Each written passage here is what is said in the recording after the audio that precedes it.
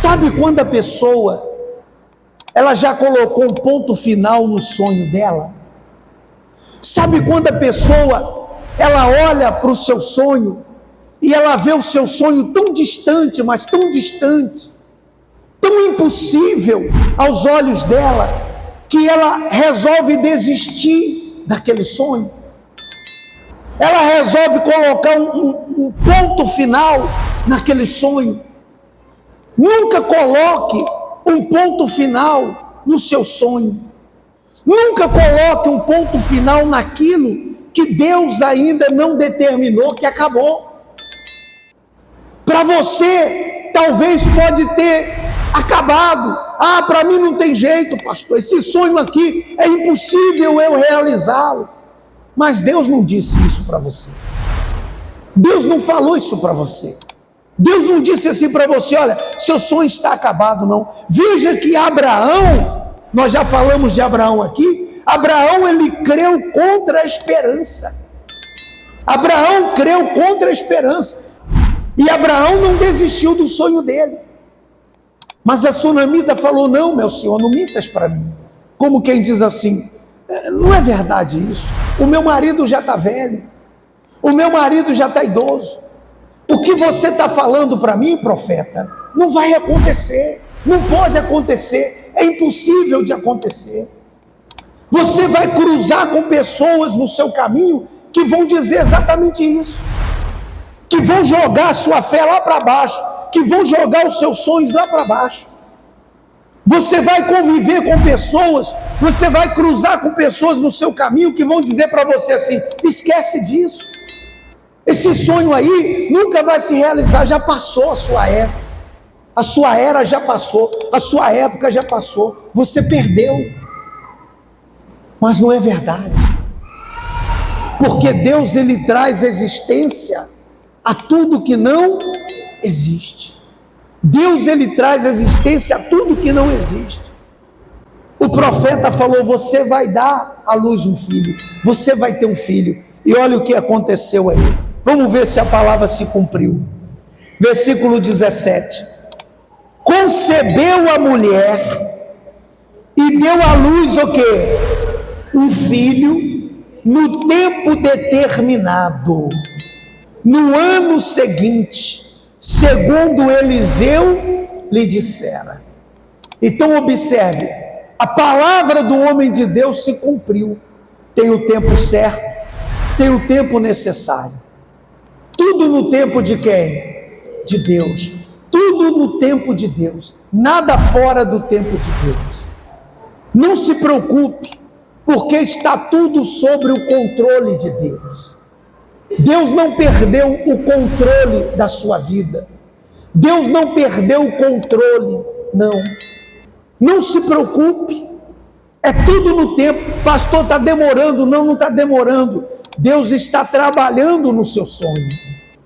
Deus está trabalhando no seu sonho e Deus está trabalhando com você para que você tenha estrutura para receber esse sonho. Porque não é só receber o sonho. Não é só receber a bênção, é ter a estrutura para tê-la, para recebê-la. Compreende-se ou não? Não adianta Deus pegar a bênção e dar nas nossas mãos se nós não temos estrutura para ter aquilo. Ou se nós adiantamos o processo de Deus. Não, tem um processo, é tudo naquele tempo ali. Deus, pastor, está difícil, não está não. Deus está cuidando de tudo. Até o que está difícil faz parte do projeto de Deus na nossa vida. Compreende-se ou não? Então, ele disse e a palavra dele se cumpriu. Mas o que aconteceu? Versículo 18. E crescendo o filho, sucedeu que um dia saiu para ter com seu pai, que estava onde? Com os segadores, trabalhando, né? E disse a seu pai: ai, a minha cabeça, ai, a minha cabeça. Então o garoto colocou a mão na cabeça e falou: ai, minha cabeça, ai, minha cabeça. Então disse a um moço: leva-o à sua mãe. E ele o tomou e o levou à sua mãe, e esteve sobre os seus joelhos até o meio-dia. E o que aconteceu com ele? Morreu. E agora? Morreu.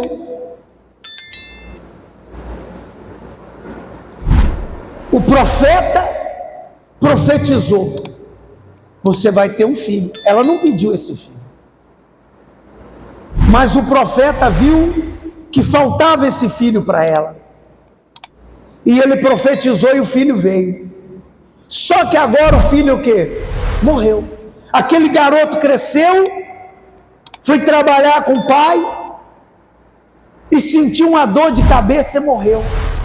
Talvez a sua empresa, você começou ela pequenininha, ela foi crescendo, ela foi desenvolvendo, você foi crescendo, trabalhando nos seus projetos de venda, você estava vendendo muito bem e de repente as vendas pararam, a empresa morreu, parou de vender, está lá de fachada, de portas abertas, mas de fachada, e você olha para aquela empresa e fala assim: agora, essa empresa que era para me trazer lucro, agora está me trazendo prejuízo.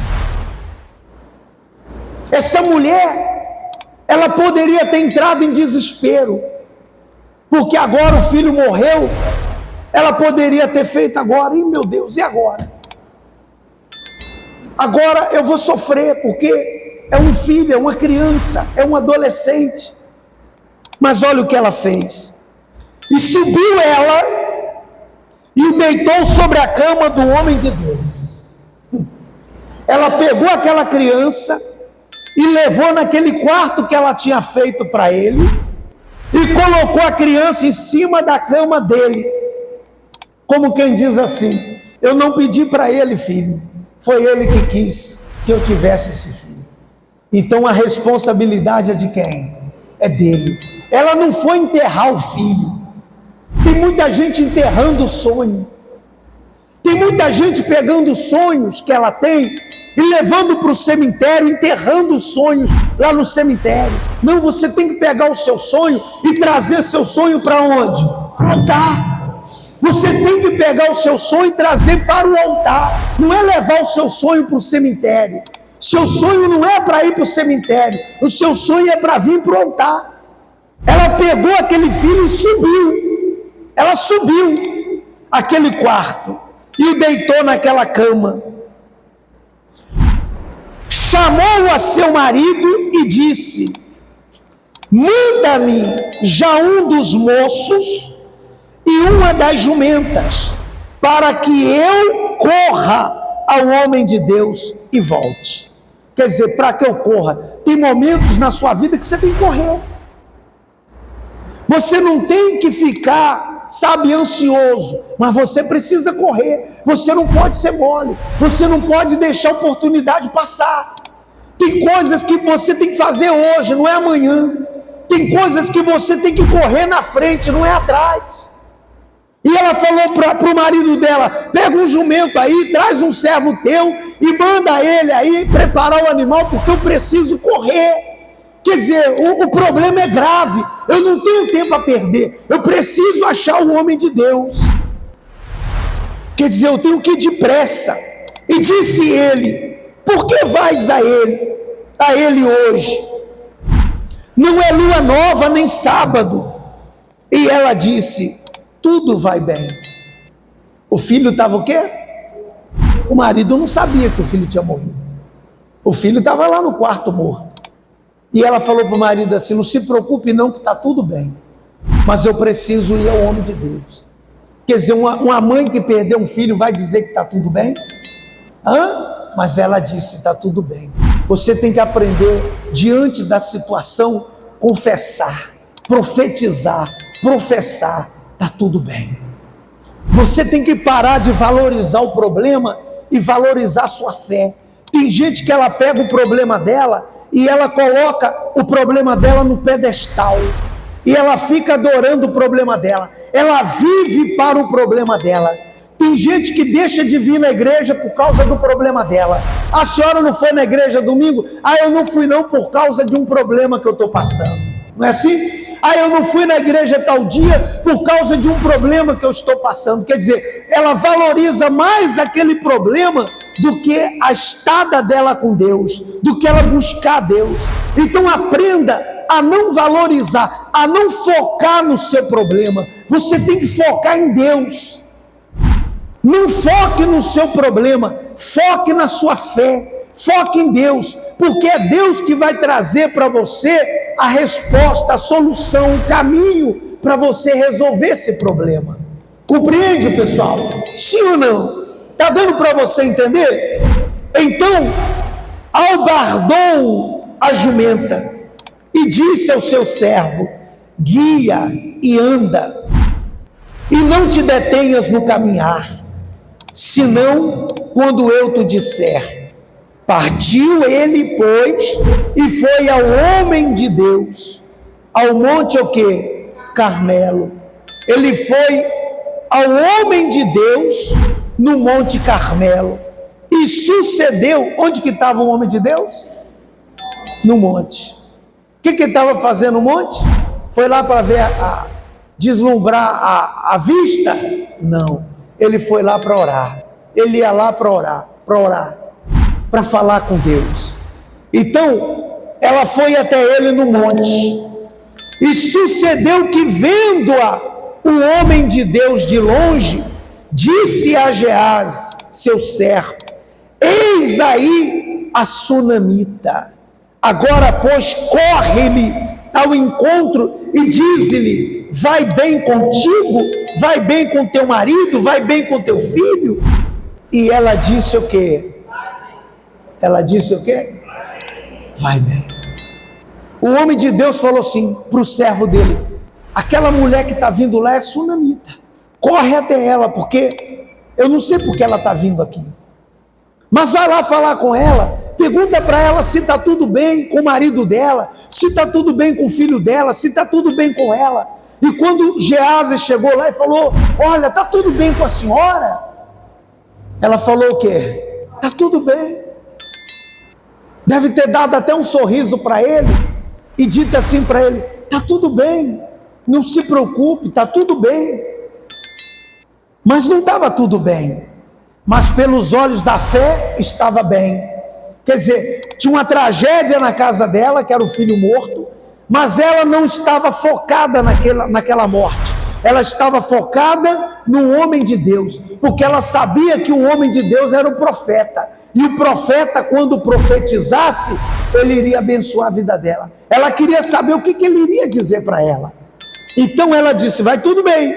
Chegando ela, pois, ao homem de Deus, ao monte, pegou nos seus pés, quer dizer, agarrou nos pés dele, mas chegou Geazi para retirá-la, e disse-lhe, porém, o homem de Deus: deixa, porque a sua alma está triste de amargura, e o Senhor me encobriu e não me manifestou.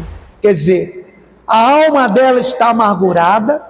Alguma coisa aconteceu com essa mulher e Deus não me disse nada a respeito dela. Deixa ela. Em outras palavras, eu quero saber o que está acontecendo. E disse-lhe ela: pedi eu a meu senhor algum filho? Eu te pedi algum filho? Não, disse eu. Não me enganes. Não disse eu, não me enganes. Quer dizer, eu não falei para você, profeta, para você não me enganar. Eu falei para você: não me enganes, não minta para mim. E ele disse a Geazi: cinge os teus lombos, toma o meu cajado na tua mão e vai.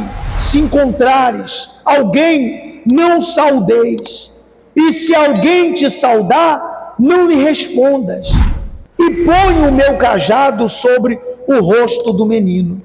Porém disse a mãe do menino: vive o Senhor e vive a tua alma, que não te hei o quê? De deixar. Então ele se levantou e a seguiu. Quer dizer, ele falou assim para o servo dele: vai lá, pega o meu cajado e vai lá na casa dela e coloca lá o meu cajado, encosta no rosto daquele garoto, usa a sua fé lá, Geazi. Mas ela disse para ela assim: eu não vou te deixar. Em outras palavras, o meu problema não é com Geazi, o meu problema é contigo. Não foi Geazi que me prometeu o filho, foi você.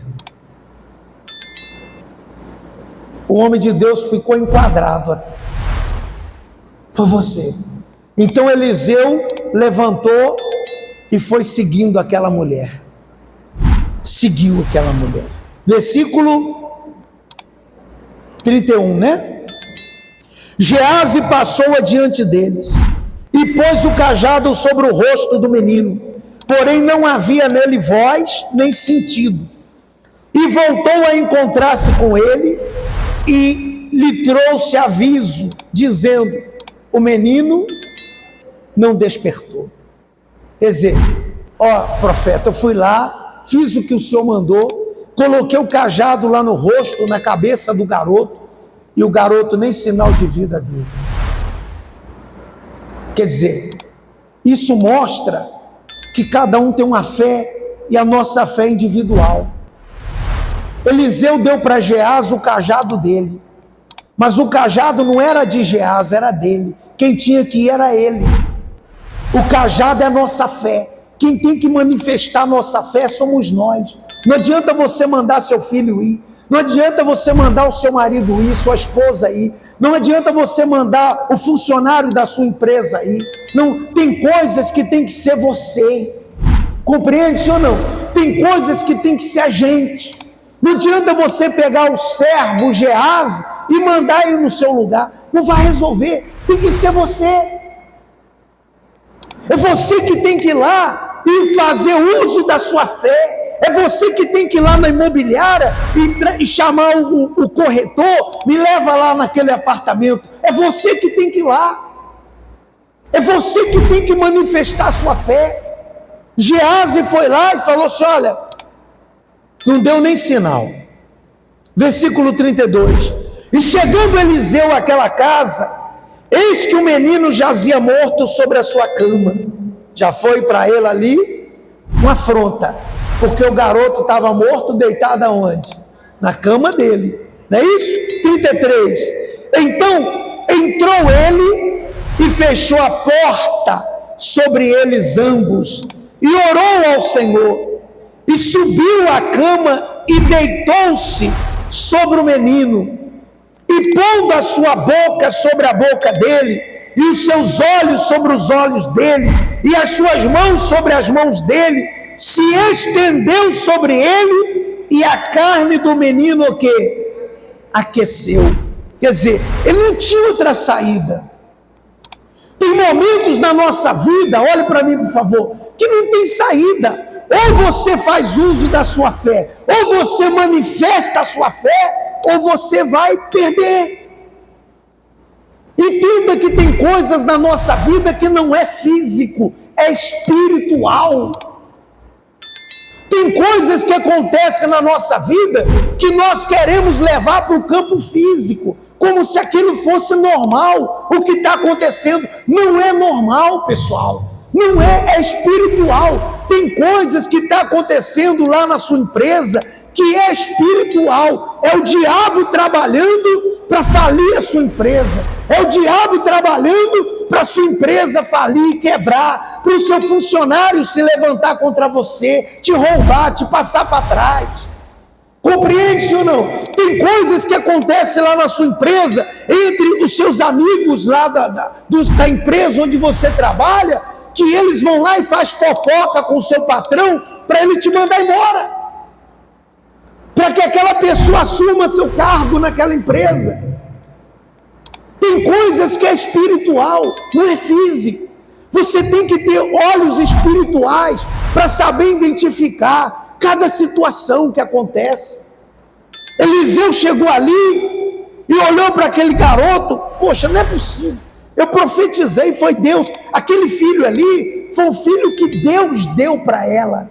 Não tinha condições de ter aquele filho. O marido dela já era velho. Não tinha condições humanamente falando, não tinha. Foi Deus que deu. Como que Deus te deu e Deus agora tomou? Como que Deus abriu essa porta e agora Deus foi lá e fechou? Não existe isso. A Bíblia fala que a porta que Deus abre, ninguém fecha. Se ninguém fecha, Deus vai fechar? Se Deus não quer que ninguém feche, por que alguém vai fechar? Não é verdade? Então Eliseu olhou para aquilo como afronta. E ele deitou sobre aquele garoto. Ele colocou o corpo dele em cima daquele garoto. E ele orou a Deus. E qual foi a oração dele? Depois desceu e andou naquela casa de uma parte para a outra. Quer dizer, ele desceu, o quarto era em cima, ele desceu, ele andou naquela casa. Não é possível, rapaz, está amarrado. Eliseu falou, está amarrado, não é possível, eu não aceito isso. E voltou lá, voltou.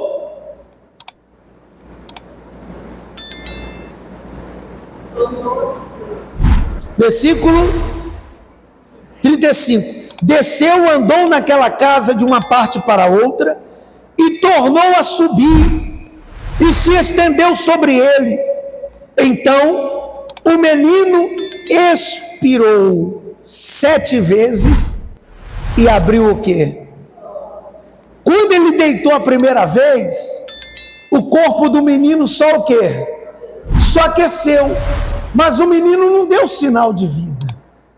Aquilo preocupou Eliseu, poxa, ele não aceitou aquilo.